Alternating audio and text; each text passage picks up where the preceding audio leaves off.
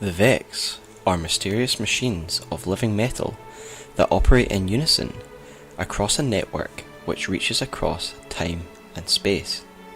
The network has consumed Mercury, and the Vex are in the process of consuming Venus as well as other planets, in order to further extend their network across the universe. However, their network extends beyond the physical realm in a way which defies our understanding. The researchers of the Ishtar Collective believe that the Vex lived in time itself, and the Vex certainly do have the ability to inhabit several timelines at once. I will return to the Vex's time-travelling network later, but for now, let us cover the basics. The individual Vex units are made from bronze-like alloy and appear to be mass-produced units. However, despite their robotic look, the Vex contain traces of organic life, as your ghost tells you in the single-player game. When we shoot the Vex, we see a milky fluid fall out of them, and the Hobgoblin Grimoire card states, like the Goblin, the Hobgoblin contains a milky radiolarian fluid. The Cyclops Mind Core item tells us that the fluid is contained within the Mind Core, and that it is central to Vex functionality. There is also a quest item called Radio Lara, which states particles of Vex mind fluid, potentially a source of insight into the Vex threat for your Vanguard mentor to study. Radio Lara are a real-life microscopic organism, part of the aquatic animal plankton, meaning that this fluid is made up of microscopic life forms. The aquatic nature of this life form messes with what Kabir tells us of the Vex of the Vault, as it is cryptically stated by him, "I drank of them, it tasted like the sea." Planet Destiny, in podcast 12, interviewed DJ, who is community manager at Bungie. He said, "There are people who do the big pie in the sky thinking, like, what if there was a liquefied race of people that were contained in this walking form, this robotic form, and they all shared one mind, and it was contained in this data milk. And then there are other people who would write the ghost dialogue to describe the Vex in the scene they get revealed." The Vex are biological lifeforms, encased in robotic units, with the biological milk providing the cognitive functions of the Vex units. How the Vex came to be in this form, we can only guess. Were they once another lifeform that was liquidated? Or were they always this way, but created the body cases? Or did the robotic form always exist, but say they saw the Radiolaria as a useful component for their systems? The main thing to take away from this is that the Vex are alive in some form or another. And if you still aren't convinced, consider this. Oryx learned the ability to take by killing the worm god Akka and creating the Tablets of Ruin. Oryx's ability to take, according to Ikora, is the ability to take a living thing and replace it with a shadow which bends to Oryx's will. Oryx can take Vex, suggesting that, like his other victims, the Vex are indeed alive, and this is certainly what I believe based on the evidence given. In the vast time-spanning computational network, there are individual models and units that the Vex deploy in order to achieve their aims. These units are ultimately part of the larger Vex network, but play a specific role. Whilst not all of the units are dedicated solely to combat, they are all extremely dangerous in their own ways. The basic combat unit we face in the game are affectionately known as Goblins, who are supported by the Hobgoblins, who are a more specialised sniper unit. These are both supported by the firepower of the stationary Cyclops model, which acts as a stationary turret. However, this is only as we see it. Evidence suggests that this is in fact a large sensor, and its weaponry is a secondary system. The Harpy is an airborne mobile scouting unit which is used to harass and observe. The basic Minotaur is the largest and most robust of the normal bipedal units, but in fact, most of its programming is geared towards building the massive structures that we see across Vex space. But despite this, they are formidable opponents. The Large Hydra, a chassis often used for the Axis mines of the Vex due to their vast computational capabilities, are actually also massive floating fortresses and pack some serious armour and firepower. There are Axis units within the Vex mind, which act as a localized data processor. To quote the Grimoire, Vex Axis mines are individual Vex hulls that contain local instances of superordinate Vex goals. This cryptic phrase means something reasonably simple. The Axis mind contains a copy of all the information required to pursue a particular objective. Sacrion, housed within a Hydra chassis, most likely because of the massive processing capabilities of such, is one Axis mind who oversaw the expansion of the Vex network on Venus through the world-eating machine, the Nexus. It uses the capabilities of the Hydra unit to regulate and coordinate the construction efforts of the Minotaurs. There are other Axis minds, but we will consider the more important ones in due course when we are explaining the ultimate aim of the Vex. The Vex are further divided into subtypes. Despite the Vex being unified by a network, not all Vex are exactly the same. These subtypes are set apart from other Vex by certain behaviours and objectives. These subtypes could be seen as subroutines, directing certain Vex to a specific goal as part of the greater Vex network. Two examples would be the Hazen Protective and the Soul Divisive. The Hazen Protective is concentrated around the legendary Vault of Glass and the Endless Steps, the site of a massive Vex gate and the access point to the towering citadel. The Protective's behaviour seems very defensive.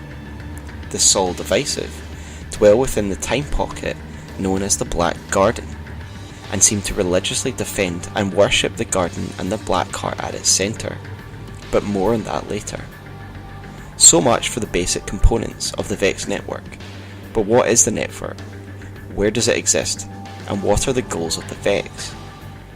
The history of the Vex network is a difficult one, because they seem to exist across all time simultaneously, as made clear by the existence of precursors and descendants.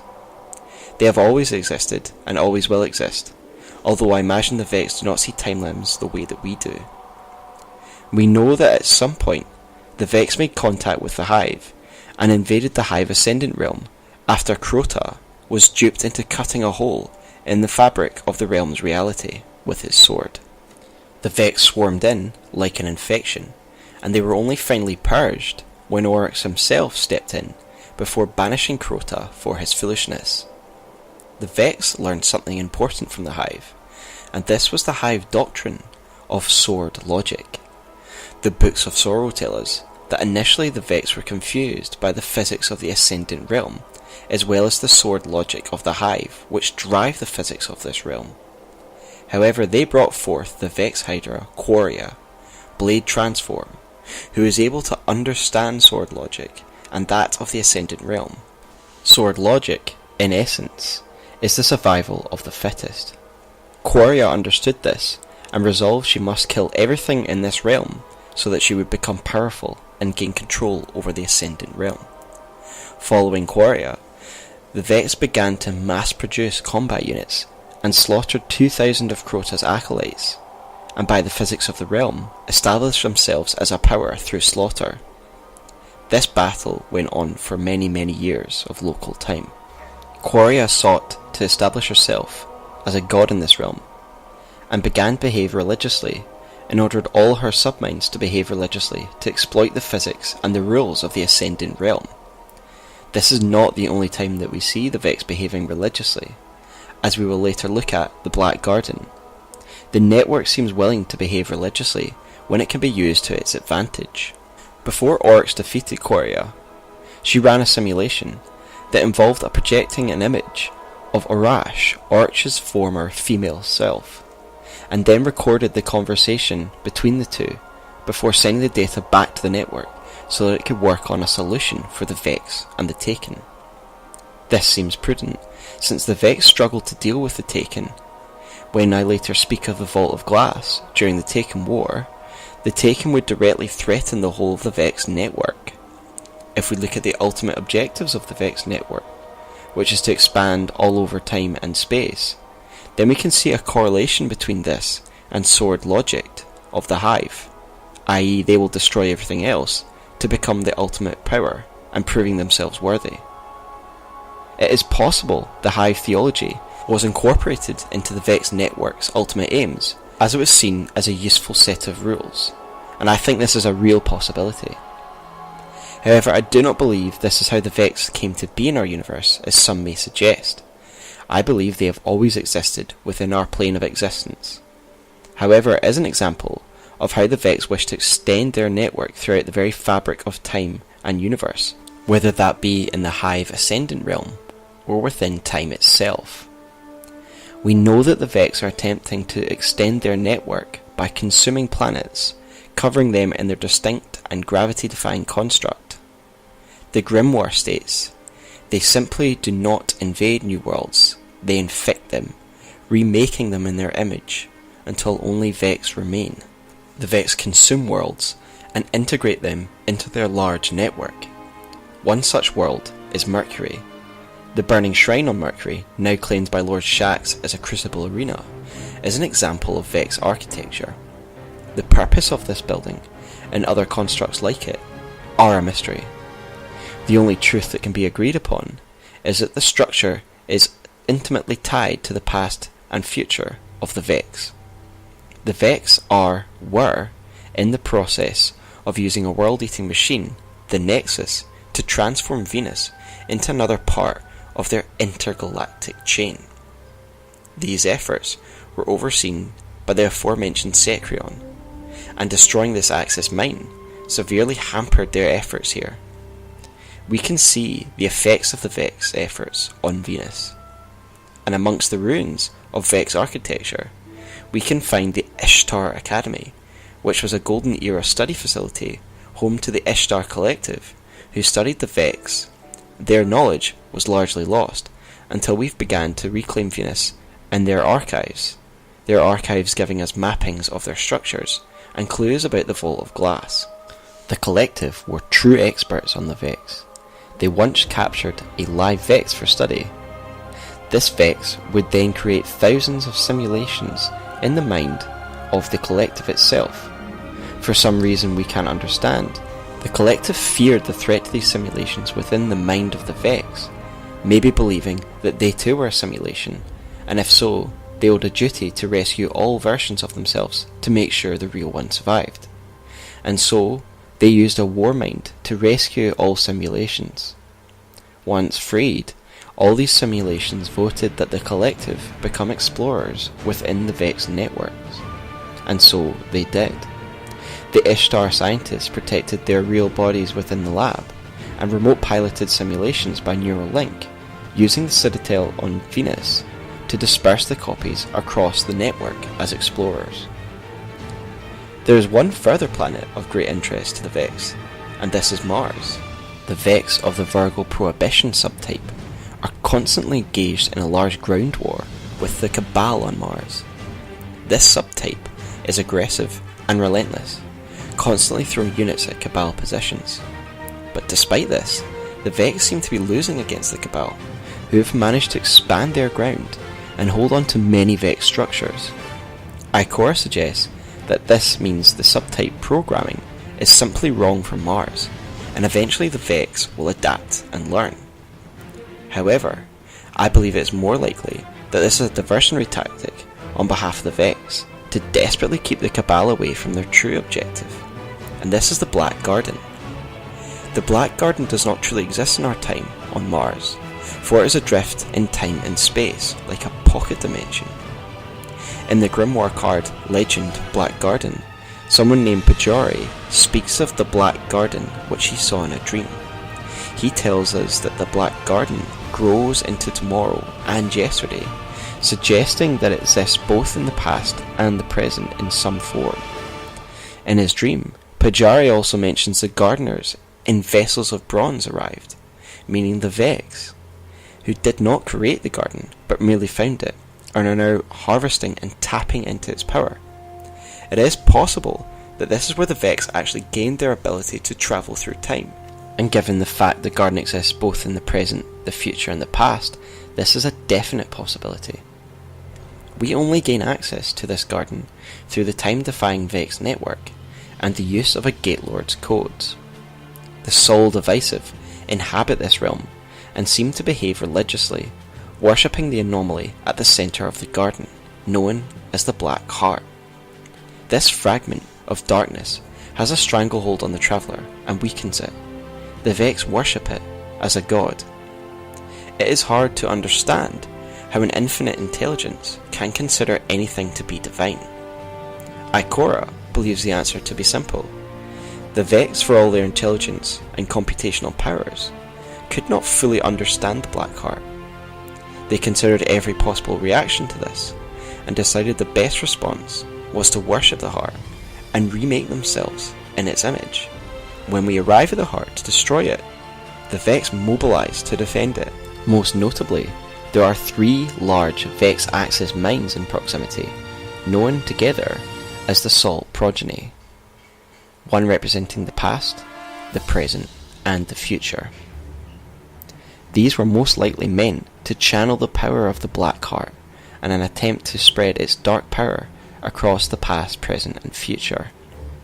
Indeed, when the heart senses it is in danger, it activates these fiends, although it only has the power to activate one at a time. With the vessel destroyed, the heart runs out of energy, withers, and dies. Its stranglehold on the traveller is ended, and the garden is pulled back into our reality, our present, and into the light. Lord Shax will then claim a portion of the Black Garden for the Crucible, standing guard over this region of darkness. This area is obviously important to the Vex, for they do not give up the Black Garden so easily, for they send the Axis Mind, known as the Undying Mind, to attempt to reseal the Black Garden, pulling it back from our world, and back to the state of flux that it was previously in. Luckily, we are able to destroy the Undying Mind before it manages to seal the garden, and we keep the Black Garden within our world, and dead. It was Maya Sundaresh of the Collective who claimed that the Vex lived within time itself, and it is possible they gained this ability from the Black Heart. We do know that the Vex exist across time, for in regions of temporal flux, such as the Black Garden or the Vault of Glass, we encounter their precursors and descendants. These are Vex who come from the past and the future.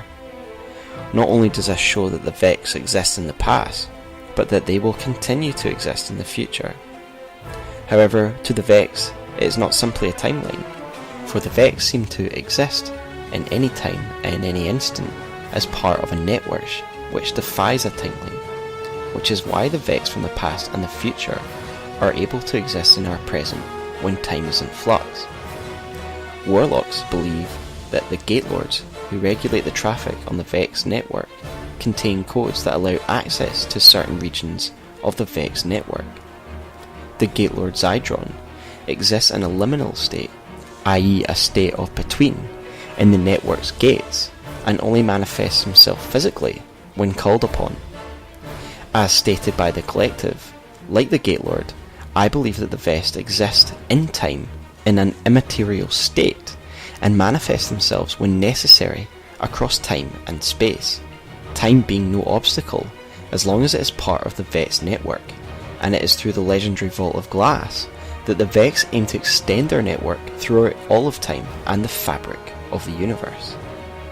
After we defeat the Black Heart, Ikora directs us to the Vault of Glass, where she fears the Vex have further designs. Fortunately for us, we are not the first to enter the vault. Titan Kabir, the Legionless, the Hunter Bahanin, and the Warlock Pradith form part of the original fire team that entered the vault. In the Vault of Glass, time is in flux, and the causal timelines of the Vex fray and converge on the Axis Mind Atheon. As such, the Vex have the power to use computational algorithms to consider all timelines and erase any intruders from our time and they become lost in the dark corners of time. The oracles and the templar, who guard the deeper vault, work in tandem to erase any intruders from our timeline.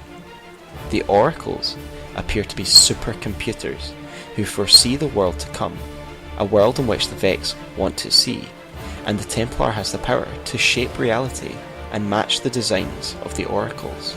The oracles mark intruders for negation, and based on their calculations, the Templar then expunges them from time.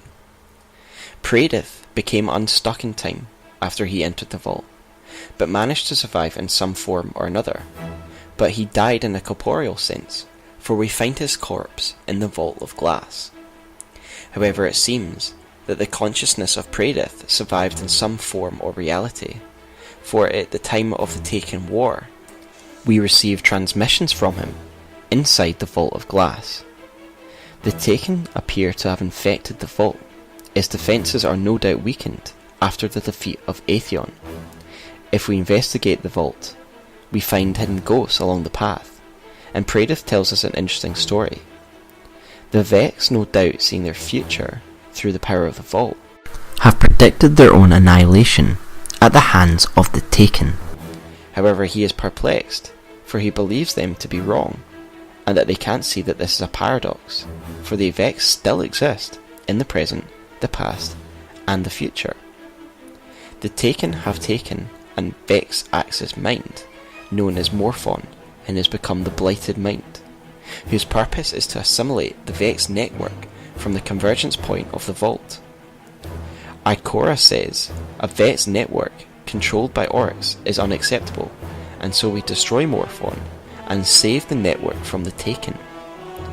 Praedith then shows us a vision, the future the Vex have calculated, the immutable future as he quotes, and they are controlled by the Taken, a force which they do not understand. Praedith tells us that the Vex are wrong, and that this future will never happen, thanks to us, and after surviving the vision, we discover his war cult ghost, sadly unable to do anything further for Praedith's lost consciousness. What is interesting about this is that Praedith highlights the fact that the Vex network can miscalculate, and that they are fallible. Bahanin, upon his escape, would relate some of the last words of Kabir before he vanished from our time. Kabir warned of the oracles and the Templar, and the ability to decide whether that you belong in this time or not, before they wipe you from existence. This appears to have been what happened to Kabir and his fire team. Kabir would fight the Vex alone until the end, fashioning armour from fallen Vex, ultimately becoming obsessed with the Vex before being consumed by the vault, and presumably lost to time. Bahanin seems to have survived, and afterwards would create the self-aware weapon Super Good Advice, after becoming terrified of being alone upon witnessing Kabir's fall. Atheon waits beyond the Templar, and his grimoire card tells us more about the vault and what its purpose is. It tells us that Atheon and the Vault of Glass are interlinked, and it is impossible to tell whether he created the vault or the vault created him. Atheon is time's conflux, and he oversees the Vex conflux system. The card suggests that this is part of the Vex network, stating, "We might guess that the Vex confluxes represent the extension of this network across space and time. Perhaps the Vex use closed time-like curves to solve unfathomable computations, or the Vex may seek to transcend a physical substrate and move their thoughts directly into the fundament of the universe. If physics is a set of rules that the cosmos uses to calculate itself, perhaps the Vex seek to worm their way into these calculations to become a law of reality, inseparable from existence, a virus in the system. Perhaps Atheon was the centerpiece of this project, a command nexus which unified efforts across time." Although the card presents this as speculation, I believe this is a very good thesis on the purpose of the vault and Atheon's role here. It seems that the Vex wish to become part of reality itself, consume the fabric of reality and time. In the vault, The Vex seem to have some control over time and various realities, and indeed the grimoire card of the Gorgons state, deep in the vault of glass, the fabric of reality bends to the will of the Vex. The Gorgons, harpy-like entities, like the Templars and the Oracles, have the ability to define what is real and what does not belong in our timeline. If they perceive a threat, then they can erase at will, and this is the ultimate defence of the vault. The guns of the Vex pale in comparison, and it is easy to see why Kabir and his team were no match for the dangers of the vault. However, the Gorgon's Grimoire card highlights the fact that this mastery over time is limited to the vault, confirming that the vault is a place of temporal disturbance, where time is malleable to the will of the Vex. Bahanin tells us that Kabir said that time is frayed within the vault, and Athion's will is the needle that moves through these frays, meaning that Atheon is attempting to use the instability of time here to remake time, the fabric of time. Athion's card builds upon this, suggesting that the Vex are attempting to force themselves through all of reality, and that Atheon is directing these efforts from the vault, a place where time bends to his will and several timelines overlap. Why they want to do this, we can only guess. Perhaps sword logic. Perhaps they are attempting to escape an extinction event in the future. Or perhaps it is simply their directive, based on computations for their survival, or the best thing they see for the universe. It is obviously something that needs to stop, and thankfully Kabir's sacrifice has made it possible to counteract the temporal dangers of the vault, for his final action was to create the aegis. The aegis grimoire card describes Kabir's last words. He says, "I have destroyed myself to do this. They have taken my ghost. They are in my blood and in my brain. But now there is hope. I've made a wound in the vault. I've pierced it and let in the light. Bathe in it and be cleansed. Look to it and understand. From my own light and from the thinking flesh of the Vex I made a shield. The shield is your deliverance. It will break the unbreakable. It will change your fate." Firstly, this suggests that Kabir was infected or affected by the Vex in some way, that they were in his blood and his brain. Considering he made his armour from the Vex, this is a definite possibility. But with this sacrifice, Kabir was able to manipulate the flesh of the Vex and forge a shield made from the Vex and imbued with his own light, the light of the Traveller. In this sense, he has wounded the vault, because the Aegis gives the light a chance to shine in the vault, and the Guardians a chance to fight back. Using the power of the light and of the Aegis, we can break the unbreakable. We break the temporal shielding that protects the Templar, allowing us to destroy it and avoid the fate of Kabir's team. Because multiple timelines converge, we find the Aegis multiple times, in the past, the present, and the future. In the throne room of the vault, we find two gateways, which lead to the future and past versions of the vault. For if you look carefully, it is the same shape of the room you are in. The left-hand gate, commonly referred to as Mars, is actually the past, for we face the precursors here, and the area is barren and is less built up than it is in the present. The right-hand gate, which is commonly referred to as Venus, is the future, where we face the descendant Vex, and the throne room seems overgrown, with nature having reclaimed it. The light of the shield purges the Guardians of the dark effects for being marked by negation and travelling through time. It stops the Vex from using time as a weapon against us. Using the shield, we fight off the Vex onslaught long enough to grab the attention of Atheon, who manifests himself in our present. Yet our weapons appear next to useless, no doubt a result of the fact that Atheon is a being beyond comprehension who exists over several timelines at once. If we are not fast, Atheon and his oracles will wipe us from existence, and we are all lost in the dark corners of time, like Kabir and his team before us.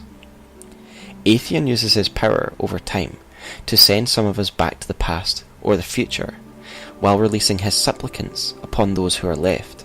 Teams must work in tandem, while those transported bring back another iteration of the Aegis, whilst those in the present fight off the supplicants and bring them home.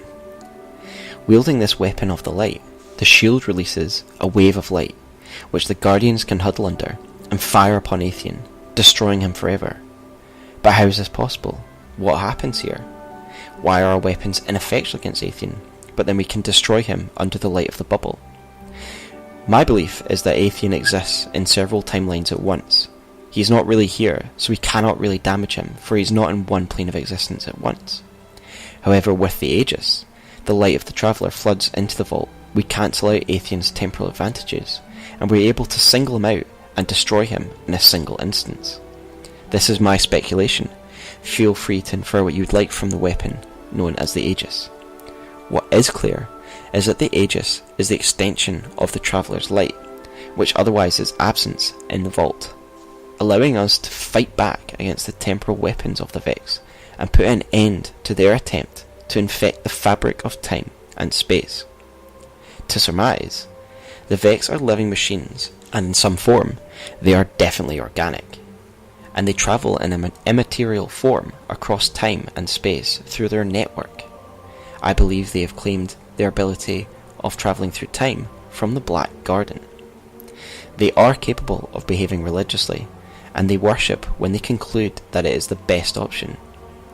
Their conflict with the Hive taught them sword logic, which most definitely may have been incorporated into the network, and may explain their actions to some degree.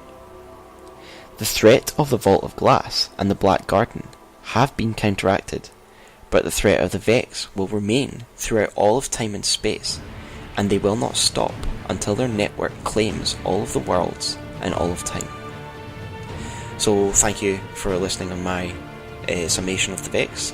I know I focused on some areas more than others, and there's certainly some areas I could have touched on more, but given the size of this video already, I focused on the areas I deemed to be important.